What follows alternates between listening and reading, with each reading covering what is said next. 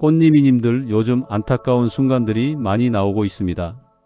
더 조심해야 합니다. 몸에서 보내는 작은 신호를 절대 무시하면 안 됩니다. 가볍게 여기면 안 됩니다. 저는 현장에서 30년 넘게 심근 문제와 위급 상황을 연구해온 박사입니다. 이름은 김진호라고 합니다. 가슴이 찌르듯 아픈 게 아니라 그냥 체한 것 같고 팔이 약간 저릿저릿한 정도고 숨이 좀 차는 것 같은데 나이 탓이라고 생각하시거든요. 그런데 이런 작은 신호들이 모여서 나중에는 정말 큰 문제로 이어지는 걸 수없이 봤습니다. 심장은 아프다고 소리 지르지 않아요. 대신 소화가 안 되는 것처럼, 어깨가 결리는 것처럼, 피곤한 것처럼 아주 교묘하게 신호를 보냅니다. 그래서 오늘은 제가 알고 있는 걸 전부 솔직하게 말씀드리려고 합니다. 여러분이 이 신호들을 정확히 알아채고 빠르게 대응하시면 골든타임을 놓치지 않을 수 있어요. 혹시 요즘 가슴이 답답하거나 팔이 저리거나 이유 없이 피곤하신 분들 계시면 꼭 댓글로 남겨주세요. 구독, 좋아요 눌러주시고 들어주시면 인생 꽃길 빨리빨리가 신이 납니다. 함께 이야기 나눠보겠습니다. 제가 절대 잊을 수 없는 일이 있습니다. 제 장모님이신 72세 이가영님 이야기인데요. 오랫동안 분식 가게를 운영해 오신 분이에요. 명절이 다가오면 김밥 주문이 쏟아져서 정말 정신없이 바쁘거든요. 그런데 어느 날 갑자기 속이 더부룩하고 답답하다고 하시더라고요. 체한 것 같다면서 소화제만 드시고 다시 일을 계속하셨어요. 다음 날도 똑같이 불편해 하셨는데 손님이 많으니까 그냥 참고 넘기셨습니다. 그렇게 사흘째 되던 새벽에 왼쪽 팔 안쪽이 저리고 어깨까지 무겁게 당기면서 식은땀이 나기 시작한 거예요. 딸이 급히 모시고 전문기관으로 가서 검진을 받았는데 이미 심장 혈류가 거의 막혀가는 단계였습니다. 조금만 더 늦었으면 정말 큰일 날 뻔했어요. 작은 신호가 3번이나 왔는데 바빠서 괜찮아질 거라는 생각 때문에 계속 놓쳤던 겁니다. 이 영상을 끝까지 보시면 여러분의 심장 관리 방식을 완전히 바꿀 수 있는 중요한 지혜를 얻게 되실 겁니다. 끝까지 보지 않으시면 가장 중요한 실천법을 놓치게 되고 뒤에 나올 단 하나의 습관이 모든 것을 바꿀 수 있거든요. 혹시 아직 구독과 좋아요를 누르지 않으셨다면 지금 바로 눌러주세요. 이 채널은 여러분의 건강한 노년을 응원합니다. 이런 중요한 정보를 더 많은 분들이 알 수 있도록 구독과 좋아요로 응원해 주시면 정말 감사하겠습니다. 왜 지금 당장 작은 습관을 바꿔야 하는지 분명하게 깨닫게 되실 거예요. 이제부터 우리 일상에서 심장이 보내는 위험 신호들을 하나씩 자세히 짚어보겠습니다. 먼저 속이 이유 없이 더부룩하고 답답한 증상부터 말씀드릴게요. 이게 정말 많은 분들이 놓치는 신호입니다. 체한 것처럼 느껴지는데 소화제를 먹어도 나아지지 않고 오히려 시간이 갈수록 더 불편해지는 거예요. 국내 심장 관련 기관 보고에 따르면 심근 문제의 초기 증상 중에서 소화기 불편이 약 30% 이상 나타난다고 합니다. 제가 만난 68세 박영수님은 속이 답답해서 사흘 동안 소화제만 드시다가 나중에 알고 보니 심장이 문제였던 경우예요. 그래서 소화제를 먹어도 2시간 이상 호전이 없고 식은땀이나 어지러움이 함께 온다면 즉시 전문가 검진을 받으시는 게 안전합니다. 특히 평소에 잘 먹던 음식이 갑자기 부담스럽게 느껴지고 계단을 오를 때 더 불편하다면 절대 넘기시면 안 돼요. 여러분 최근에 속이 이유 없이 답답했던 적 있으셨나요? 두 번째로 말씀드릴 신호는 왼쪽 팔과 어깨가 당기고 저린 증상입니다. 많은 분들이 이걸 오십견이나 근육통으로 착각하세요. 그런데 심장에서 가는 신경이 팔이나 어깨와 연결돼 있어서 실제 통증 위치가 다르게 느껴질 수 있거든요. 해외 심장 연구기관 발표를 보면 심근 문제를 경험한 분들의 절반 이상이 팔이나 어깨 통증을 먼저 느꼈다고 보고했어요. 70세 이미숙님은 한 달 동안 오십견이라고 생각하고 파스만 붙이시다가 전문기관에서 심장 혈류가 거의 막혀 있다는 걸 확인하셨습니다. 그래서 특정 동작 때문이 아니라 가만히 앉아 있어도 저리거나 당긴다면 심장 신호일 가능성이 있으니 전문 검진을 꼭 받으셔야 해요. 파스로 일시적으로 괜찮아지는 것처럼 보여도 근본적인 문제는 그대로 가려져 있을 수 있거든요. 왼쪽 팔 안쪽이나 겨드랑이 쪽이 저려본 적 있으신가요? 세 번째 신호는 조금만 걸어도 숨이 차고 쉬어도 회복이 늦는 증상이에요. 이것도 나이 탓이라고 생각하고 넘기시는 분들이 정말 많습니다. 심장이 힘을 제대로 못 쓰면 폐로 가는 혈류가 고여서 호흡이 점점 어려워지거든요. 국내 노년층 조사를 보면 숨참을 심근 초기 신호로 경험한 비율이 가슴 통증보다 더 높게 나타났어요. 75세 정순희님은 계단 한 층도 오르기 힘들어지셨는데 나중에 알고 보니 심장 근육 일부가 손상된 상태였습니다. 예전보다 숨이 차는 정도가 분명하게 다르다면 바로 전문가 상담을 받으시는 게 안전해요. 폐질환과 헷갈릴 수 있지만 기침 없이 숨만 찬다면 심장 신호일 가능성이 더 큽니다. 평지를 걷는 것조차 예전보다 힘들어진 느낌이 있으신가요? 네 번째로 새벽에 식은땀과 메스꺼움이 나타나는 증상을 말씀드릴게요. 새벽 시간대는 심장 부담이 커지는 시기라서 이상 신호가 더 잘 드러나거든요. 여러 심장 관련 연구를 보면 새벽 4시에서 6시 사이에 심근 문제 발생률이 특히 높다고 보고하고 있어요. 62세 김철수님은 새벽마다 식은땀을 흘리며 깨셨는데 전문기관에서 확인해 보니 혈류가 거의 막힌 상태였습니다. 식은땀이 나면서 가슴이 답답하고 팔이 저린다면 즉시 119 도움을 받으셔야 해요. 열이 나지 않고 땀만 나는 경우는 감기나 장염과는 다른 신호거든요. 최근에 새벽에 이유 없이 식은땀을 흘린 적 있으신가요? 다섯 번째 신호는 쉬어도 계속되는 피곤함입니다. 잠을 충분히 자도 피곤하고 아무것도 안 했는데 기력이 없는 거예요.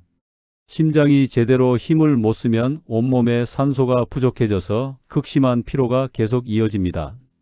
여성 심근 문제를 경험한 분들 중 절반 이상이 한 달 전부터 비정상적인 피로감을 호소했다고 알려져 있어요. 58세 박민지님은 갱년기라고 생각하고 넘기시다가 거의 막히기 직전에 전문기관에서 확인하셨습니다. 잠을 충분히 자도 피로가 전혀 개선되지 않는다면 심장 기능을 점검해야 해요. 비타민을 먹어도 전혀 나아지지 않는 피로는 경고 신호일 수 있거든요.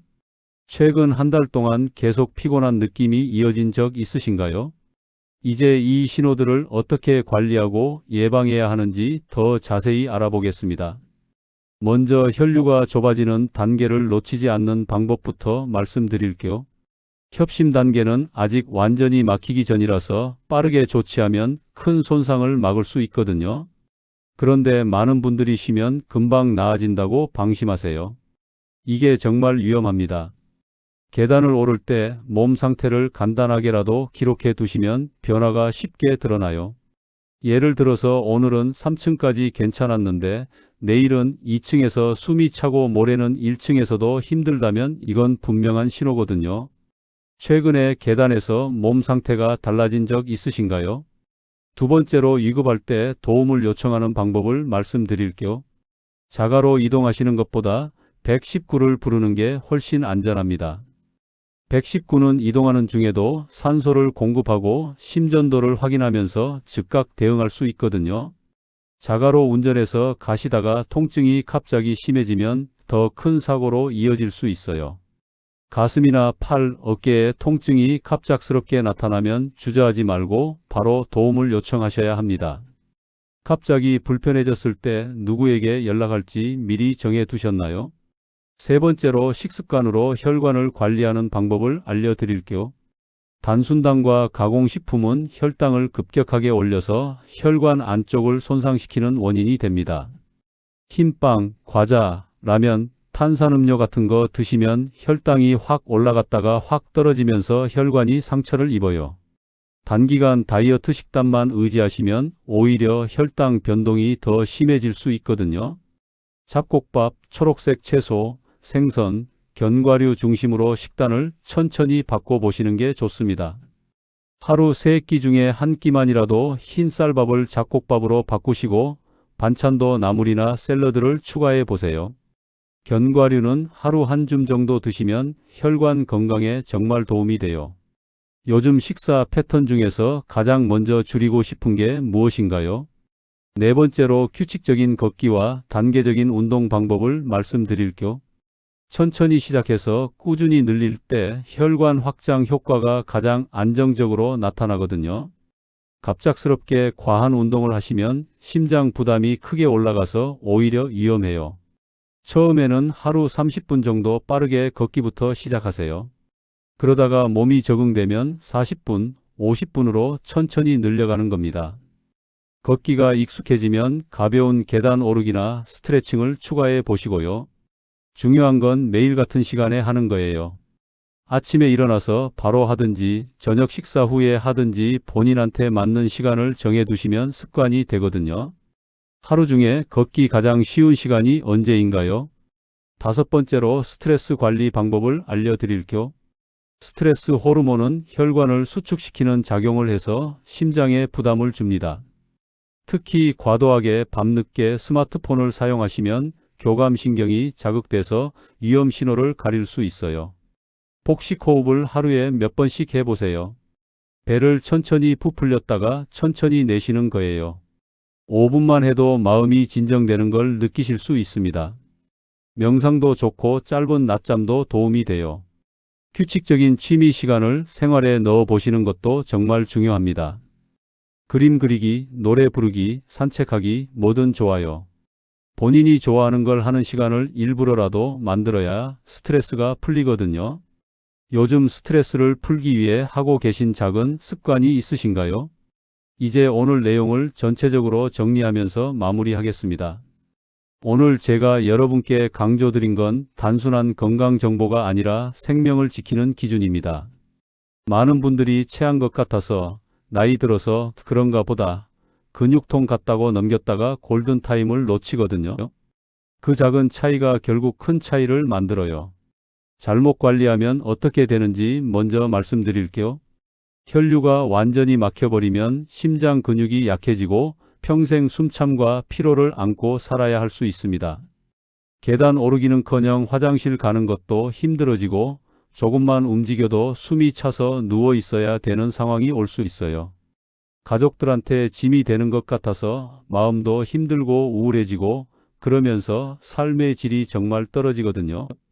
반대로 제대로 관리하면 완전히 다릅니다. 협심 단계에서 조기 발견하면 큰 손상 없이 일상으로 돌아갈 수 있어요. 약물로 관리하거나 시술을 받아서 혈류를 회복시키면 다시 활기차게 생활하실 수 있거든요. 산책도 하고 여행도 가고 손주들도 돌보고 그렇게 건강한 노년을 보내시는 분들을 정말 많이 봤습니다. 그래서 오늘 당장 한 가지만 실천하셨으면 합니다. 계단을 오를 때 자신의 몸을 꼭 관찰해 보세요. 숨이 평소보다 더 차는지, 팔이나 어깨가 당기는지, 가슴이 답답한지 한번 기록해 보시길 바랍니다. 휴대폰 메모장에 간단하게라도 적어두세요. 오늘은 3층까지 괜찮았는데 내일은 2층에서 힘들다. 이런 식으로요. 그러면 변화가 눈에 보이거든요. 그게 가장 빠르게 이상 신호를 발견하는 방법입니다. 다음 영상에서는 위급 상황이 왔을 때 119를 부르기 전에 할 수 있는 응급 대처법을 자세히 알려드리겠습니다. 혼자 계실 때 갑자기 가슴이 아프고 숨이 막히면 어떻게 해야 하는지, 주변 사람이 쓰러졌을 때 어떻게 도와야 하는지 실전 방법을 보여드릴 거예요. 정말 중요한 내용이니까 꼭 다음 영상도 봐주세요. 여러분은 요즘 어떤 증상을 가장 자주 느끼고 계신가요? 속 답답함인가요? 팔 저림인가요? 아니면 이유 없는 피로감인가요? 댓글로 남겨주시면 제가 하나하나 읽어보고 답변 드리겠습니다. 여러분의 소중한 경험이 다른 분들에게도 큰 도움이 될 수 있거든요. 꼭 댓글 남겨주세요.